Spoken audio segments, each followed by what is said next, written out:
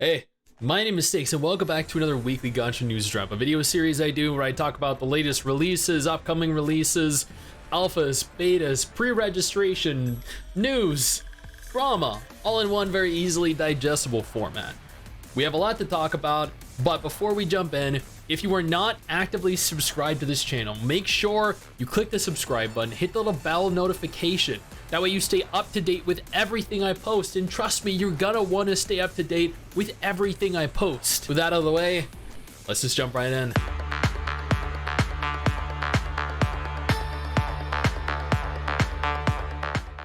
Let's start this off with Breakers Unlock the World. At G-Star 2023, a lot of games were previewed. A lot of games I'm going to be covering in dedicated videos over the course of like the next week or two. One in specific, Breakers Unlock the World. They released a 24-minute, 24-second gameplay trailer showcasing a lot of what we have to expect. And from the little bit I've flicked through, it is looking better than ever. The Eminence in Shadow had a Black Friday sale, and a guaranteed pity unit was confirmed to cost $800. And as they note here, you get more than just that pity unit for $800, but you need to spend $800 from all of the bundles before November 30th to pick a unit at pity, which is just an absolutely egregious amount of money to waste on a gacha game. Almost $1,000. That's enough to pay or rent for the month. It's enough to pay an entire month's worth of food. I mean, holy crap.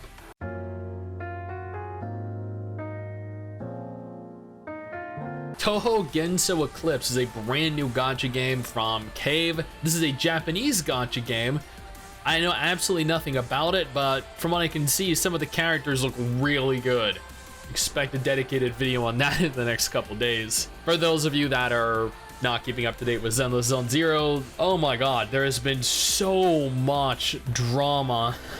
On the one hand, Nicole was censored. Her stances, her animations were censored. Her outfit was censored. Nekomata, the character, was censored. There's been a lot of censorship going around, and it's a little bit disingenuous for Hoyo to be advertising the game in the way that they are, which is the uncensored form, and people are, and this is completely warranted, very upset with this. There was an article posted onto gamesindustry.biz a couple days ago where they went on to state that 83% of mobile games fail in the 3 years after launch, which is mind-blowing because we have games like Duet Night Abyss, Unending Dawn, Project Mugen, Wuthering Waves, Arknights, Endfield, Zenless Zone Zero all coming out in the next year or two, which means that of those 6 gacha games, 4, maybe 5 of them are not going to succeed in the long term. And 83% of gacha games that are announced and subsequently released over 2024 are all going to fail as well, which means 83 out of 100 or 8 out of 10. Those are very concerning numbers. What is not concerning, though, especially in terms of numbers, are all of my patrons over on Patreon who continue to support me and allow for me to continue to do dedicated videos like this every single day and every single week. You guys are phenomenal. Now back to the video. Dynasty Warriors M was a gacha game that actually I didn't even know existed until about 20 minutes ago when I decided I was going to include it in this video. I see Liu Bei there, I see Zhuge Liang. I don't know who the girl in the middle is.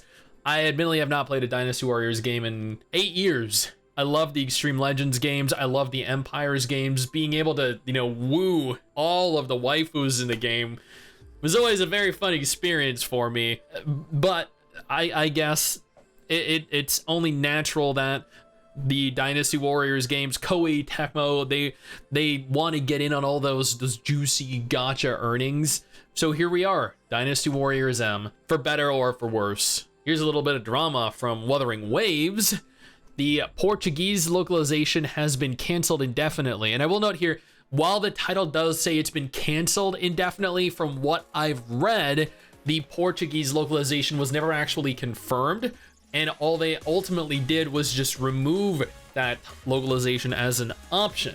It was never canceled. It was just removed. A little bit disingenuous to claim, but then again, this is Reddit, and titles like this are pretty common practice. Atelier Rezolariana posted over on Twitter confirming that Forgotten Alchemy and the Polar Knight Liberator is coming globally. Enjoy this wonderful adventure in English. You can pre-register for the game right now. Character models they're looking great. I mean, you can apparently you pre-register via Steam, which is very interesting. I thought this was a mobile game.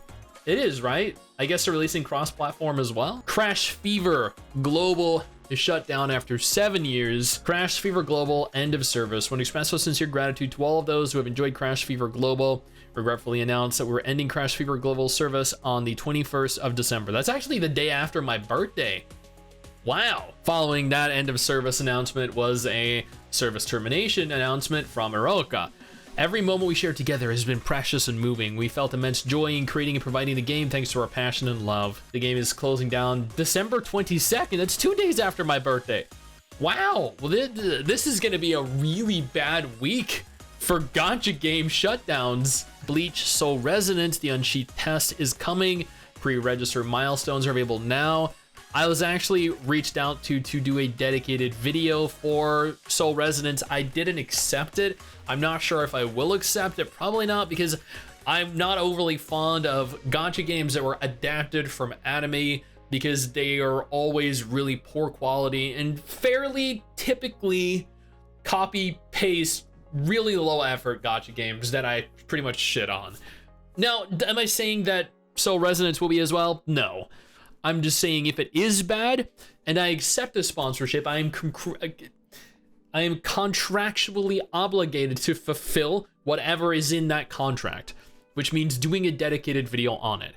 And if I think it's a shit game, then I might not want to cover it, so I don't want to be forced into that situation. Jujutsu Kaisen Phantom Parade reached 1.5 million pre-registrations and rewarded players with an SSR guaranteed gacha ticket that can be redrawn. The 21st of November, the game launched in Japan. I've had multiple people come into streams that I've done over the last couple days telling me they've been playing Jujutsu Kaisen and have been having a ton of fun. If you're interested in playing it, again, it's available in Japanese. You can go ahead and download and play it. That is everything. That is all of the gacha news, gacha drama that really mattered to me over the course of the last week. If none of these games are of any interest to you, though, absolutely no problem. I got you covered with 2 different videos on screen right now that hopefully satiate that thirst you have for something new.